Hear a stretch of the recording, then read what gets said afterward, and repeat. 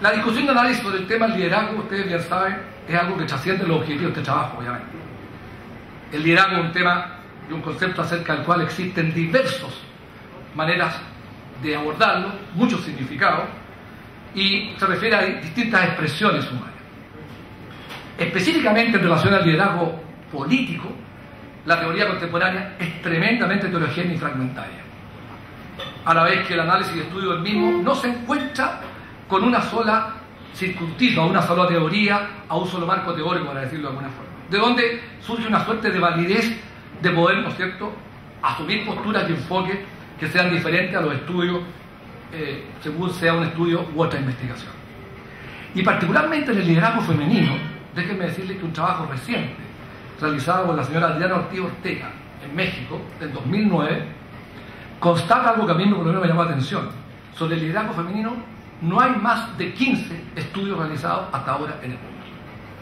O sea, estamos en presencia de un tema de suyo bastante abierto, que uno puede, por lo tanto, abordarlo de diferentes maneras. Para efectos del presente trabajo, se asume que el liderazgo es siempre un proceso que tiene lugar dentro de un colectivo humano, implica una influencia sobre otros y que se dirige a algún objetivo. En los liderazgos, asimismo, la percepción ciudadana la consideramos esencial, lo que significa que el líder debe ser percibido como líder por los otros. Y los liderazgos políticos, de manera importante, son una construcción social. ¿Qué significa esto? Que la gente, efectivamente, la persona del líder, tiene características personales que lo potencian, que lo facultan a hacer eso. Pero el ejercicio y reconocimiento de su rol propiamente tal siempre se lleva a cabo en una determinada sociedad y en un momento histórico, social y cultural. A partir de esto, se constató entonces, como lo dijimos delante, la mayor o menor consistencia entre los principales atributos que la ciudadanía le reconoce a la candidata Michelle Bachelet y con los cuales llega al poder y cómo ellos se despliegan frente a las diferentes circunstancias y acontecimientos de su gobierno, tanto en la primera como en la segunda parte, y cómo reciben tal o cual percepción y evaluación ciudadana. ¿De dónde? Es la pregunta que hay que hacerse. ¿Se tomaron? ¿Cómo se midieron estos atributos?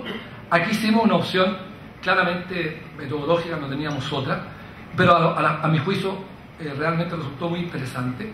Fue que usamos la encuesta del Centro de Estudios Públicos, CEP, que tiene un reconocimiento científico bastante significativo, que se lleva a cabo sistemáticamente y se lleva a cabo antes y durante el gobierno de la presidenta. Lo que permite hacer un análisis con mayor nivel de confiabilidad y validez en rigor metodológico, ¿no? Y efectivamente, las características que la CEP midió antes de la elección y que la gente le dio a Bachelet como las más importantes y por las cuales la ungieron como presidenta finalmente, eran firmeza para enfrentar presiones, instituciones, grupos y personas, habilidad y destreza para enfrentar dichas presiones, confiabilidad y credibilidad, cercanía a la ciudadanía y simpatía. En los atributos mencionados, que el CEP mide en octubre del 2005, o sea, 2 meses antes de la elección, Michelle Bachelet aparece con una muy positiva percepción de la ciudadanía, doblando a los otros candidatos en ese momento en carrera, Piñera y Lavín. La pregunta entonces es, ¿qué pasa con estas características y atributos del liderazgo con que Michelle Bachelet llega a la presidencia en relación a los propósitos o a los sucesos que ocurrieron sociopolíticos que tienen lugar en el país durante su gestión gubernamental y particularmente en el primer momento que estamos analizando? Es aquí donde nosotros usamos un término que a lo mejor le va a sonar raro a usted o directivo, pero que la sociología ha patentado hace algún tiempo.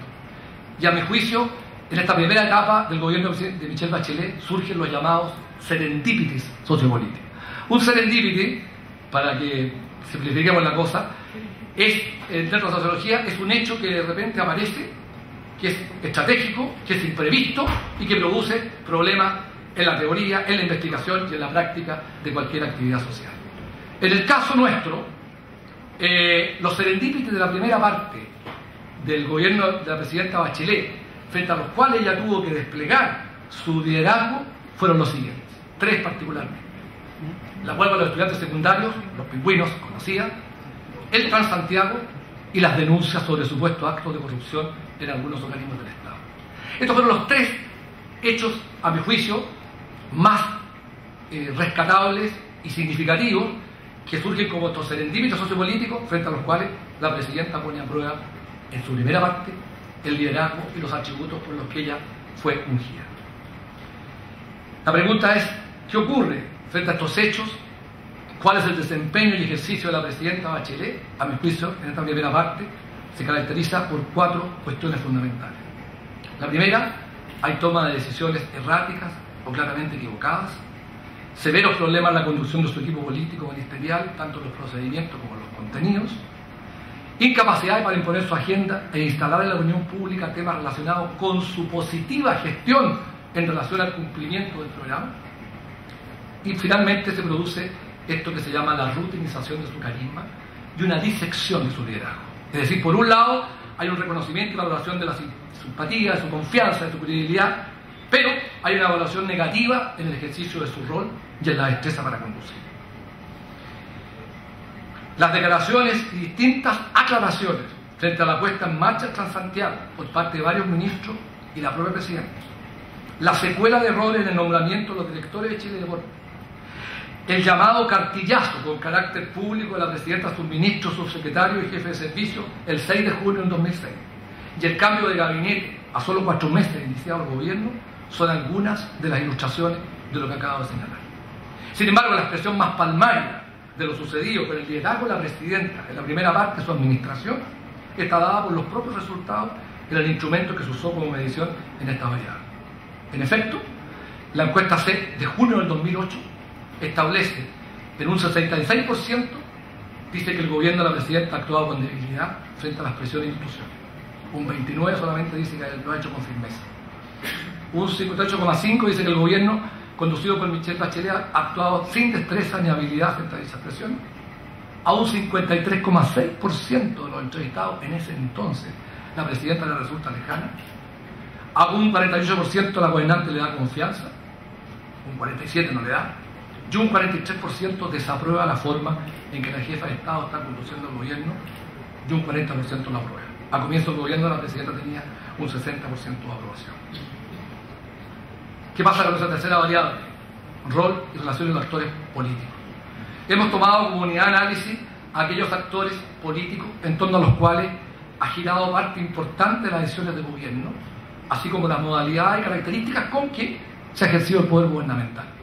Digo solamente parte importante porque el tema del poder en un país y una sociedad, y también en Chile, tiene que ver con muchos otros actores. Nosotros focalizamos, en una opción también metodológica, en 3 actores fundamentalmente, que son la presidenta con sus ministros, es decir, el Ejecutivo, la concertación, por un lado, como principal coalición oficialista del gobierno, y la Alianza por Chile como la coalición de la oposición, que tienen representación en el Parlamento y a lo largo del país, como ustedes bien saben.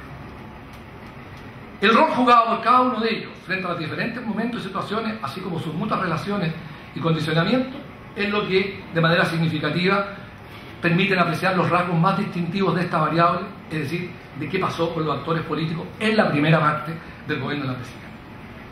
Al respecto, hemos usado como indicadores de esta variable, es decir, cómo vimos que esta variable operaba en la realidad, las diferentes declaraciones públicas de parte de cada uno de los actores mencionados, sus propuestas, sus posiciones y sus dichos ante los hechos políticos de público conocimiento a través de los medios de comunicación, preferentemente escritos. Y el resultado que arrojó esta observación de los hechos en la forma en que ya lo he señalado, arroja 4 principales tendencias o características. Hay un desplazamiento de la presidenta desde una opción de independencia en un comienzo y cierta prescindencia de los partidos políticos hacia un mayor diálogo y cercanía con ellos. Hay una descoordinación de los equipos políticos ministeriales, una preponderancia e influencia del ministro de Hacienda en decisiones gubernamentales muy importantes, y se llevan a cabo 2 cambios de gabinete, como ustedes saben, en junio del 2006 y marzo del 2007. Enseguida aparece ya una concertación amenazada en su integridad por las divisiones y desacuerdos internos y el surgimiento de los llamados discursos. Y en cuarto lugar, una oposición cuya estrategia preferida es la denuncia sobre una eventual corrupción generalizada del Estado, donde cuenta con la complicidad de la mayoría de los medios de comunicación. Estas son las 4 características que ustedes puede analizar, son de público conocimiento, y cualquiera de ustedes que revise la información y los textos de la época, las declaraciones, va a llegar, yo creo, con una alta probabilidad a las mismas consecuencias que llegamos nosotros. Sobre los conflictos sociales, en la primera parte del gobierno, se entiende por conflicto, en una definición, las controversias que surgen por distintos tipos de intereses entre grupos o sectores de la sociedad que derivan en huelgas, paro o protesta. Particularmente nos importa a nosotros y nos centramos en el caso de lo que sucedía entre trabajadores y empresarios y entre los funcionarios o determinados sectores versus el Estado. ¿Cómo medimos esta variable? ¿Cuáles fueron los indicadores? Las cifras y datos concretos al respecto del INE en su Plan Nacional de Recuperación Estadística y lo que enseñaba la División de Gobierno Interior del Ministerio del Interior con su respectiva información. Pues bien, en comparación con los 3 gobiernos anteriores de la concertación, en la primera parte de su gobierno, la presidenta Bachelet resulta ser la más afectada por diferentes conflictos, protestas o manifestaciones espontáneas. En efecto, cifras del Ministerio del Interior indican que en el 2006-2007 en el lugar 951 conflictos laborales o sociales en diferentes regiones del país y en diferentes sectores. En la tercera, del 7 de diciembre del 2008, al cumplirse 1000 días del gobierno de Bachelet, informa que a nivel nacional han tenido lugar 27 paros generales, que efectivamente fue así, 12 de funcionarios públicos, 11 de salud, 1 estudiantil, 1 recolectores de basura y 2 de camioneros. En los diferentes conflictos, el tipo de demanda y exigencia claramente predominante fue la obtención de mayores sueldos y mejores condiciones de vida. Yo en el trabajo tengo un estudio largo que adjunto sobre el conflicto de los trabajadores contratistas del cobre, subcontratistas del cobre, y también se analiza el caso de la huelga de los estudiantes de los pingüinos. En ambos casos se ilustra absolutamente lo que acabo de afirmar con respecto a las características del conflicto. Frente a estos conflictos, el gobierno tendió a actuar con algunas contradicciones y afectando negativamente su imagen ante sectores tradicionalmente favorables a la concertación. Básicamente, los estudiantes, en el caso de la huelga secundaria, y también los trabajadores de unos sectores, en este caso los trabajadores del cobre, de manera más fundamental. Pues bien, llegamos a la segunda parte del gobierno de la presidenta Bachelet, después de haber analizado las características de las distintas variables que son el centro de nuestro estudio y a propósito de la tesis con la cual partimos. Junto con declinar el año 2008, en plena segunda etapa de la administración de la presidenta Bachelet, las tendencias y características de las 4 variables que hemos usado en análisis comienzan a mostrar significativas alteraciones.